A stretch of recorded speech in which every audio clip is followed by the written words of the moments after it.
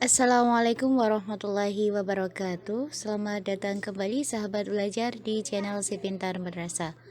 Belajar bersama Si Pintar Madrasah, pintar bersama. Pada video kali ini Si Pintar Madrasah akan berbagi informasi seputar kunci jawaban pada latihan desain formulir online Google Form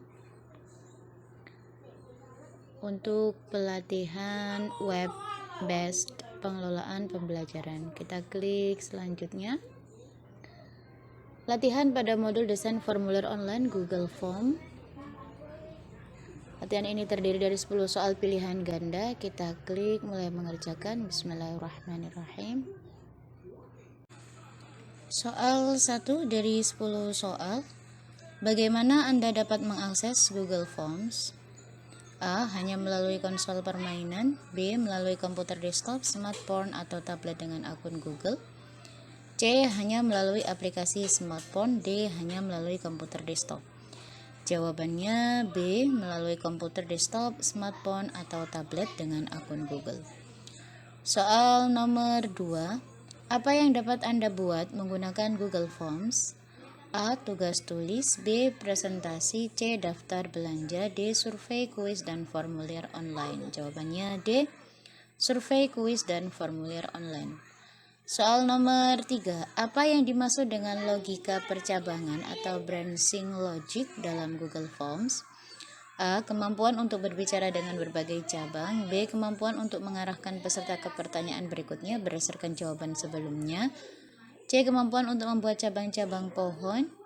D. Kemampuan untuk membagi formulir menjadi beberapa bagian. Jawabannya B. Kemampuan untuk mengarahkan peserta ke pertanyaan berikutnya berdasarkan jawaban sebelumnya. Soal nomor 4. Apa yang terjadi ketika seseorang mengisi dan mengirimkan respons di Google Forms? A. Formulir akan secara otomatis ditutup. B. Tidak ada yang terjadi. C. Respons akan disimpan dan dapat dilihat dalam bentuk lembar kerja spreadsheet. D. Orang tersebut akan menerima hadiah. Jawabannya C. Respons akan disimpan dan dapat dilihat dalam bentuk lembar kerja spreadsheet. Soal nomor 5. Google Forms adalah alat dari perusahaan apa yang digunakan untuk membuat kuesioner dan survei secara online? A. Apple. B. Amazon. C. Microsoft. D. Google. Jawabannya pasti D. Google. Soal nomor 6. Bagaimana Anda dapat membagikan formulir Google Forms kepada peserta? A. Dengan memberikan tautan, mengirim melalui email, atau menyematkan di situs web. B. Melalui surat pos. C. Melalui telepon. D. Melalui iklan. Jawabannya D. Dengan memberikan tautan, mengirim melalui email, atau menyematkan di situs web.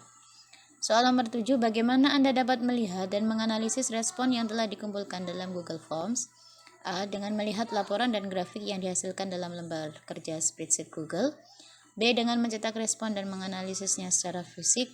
C. Hanya dengan membaca setiap tanggapan secara manual. D. Dengan membuka formulir dan menghitung sendiri. Jawabannya A. Dengan melihat laporan dan grafik yang dihasilkan dalam lembar kerja spreadsheet Google. Soal nomor 8. Fitur apa yang memungkinkan Anda menambahkan pertanyaan pilihan ganda, isian singkat, atau jawaban panjang dalam Google Forms? A. Google Search. B. Multiple Choice. C. Formulate. D. Google Hangout. Jawabannya B. Multiple Choice.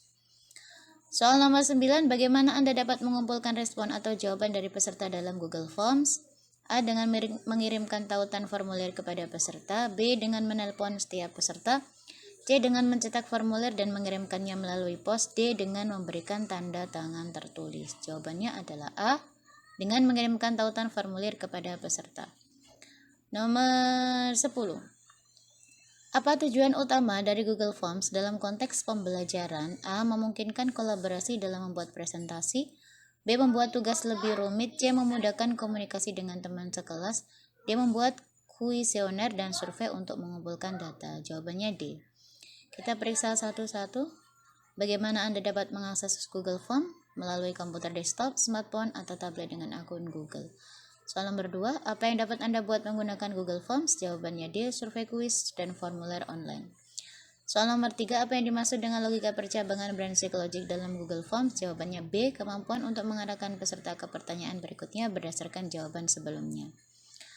Soal nomor 4. Apa yang terjadi ketika seseorang mengisi dan mengirimkan respon di Google Forms? Jawabannya C. Respon akan disimpan dan dapat dilihat dalam bentuk lembar kerja spreadsheet.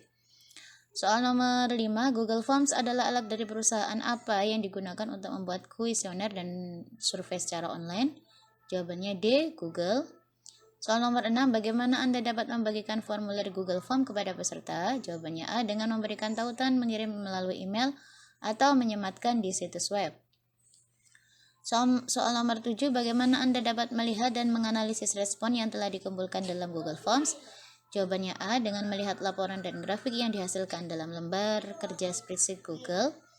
Soal nomor 8, fitur apa yang memungkinkan Anda menambahkan pertanyaan pilihan ganda, isian singkat, atau jawaban panjang dalam Google Form? Jawabannya multiple choice. Soal nomor 9, bagaimana Anda dapat mengumpulkan respon atau jawaban dari peserta dalam Google Form? Jawabannya A, dengan mengirimkan tautan formulir kepada peserta. Soal yang terakhir, apa tujuan utama dari Google Forms dalam konteks pembelajaran? Jawabannya membuat kuesioner dan survei untuk mengumpulkan data. Kita klik selesai ujian. Ya, saya yakin. Alhamdulillah, nilai 100. Demikian sahabat belajar yang bisa dibagikan oleh si Pintar Madrasah. Semoga bermanfaat.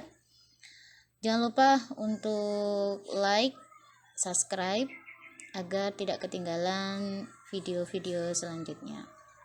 Terima kasih. Assalamualaikum warahmatullahi wabarakatuh.